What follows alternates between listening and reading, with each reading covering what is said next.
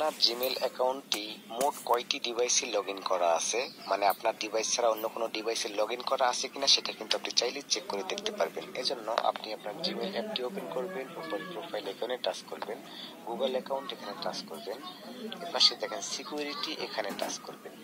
এরপর একটু নিচের দিকে চলে যাবেন, এখানে দেখেন লেখা আছে two session on Android phones, এখানে টাচ করবেন। তো এখানে টাচ করার পর দেখেন এখানে মোট 3টি ডিভাইস দেখাচ্ছে। একটা ফোনে অ্যাক্টিভ গ্রিন টিক মার্ক দেখাচ্ছে, আর দুটো হচ্ছে ইনঅ্যাক্টিভ। একটা আমার ল্যাপটপে লগ ইন করা আছে এবং দুটো ফোনে।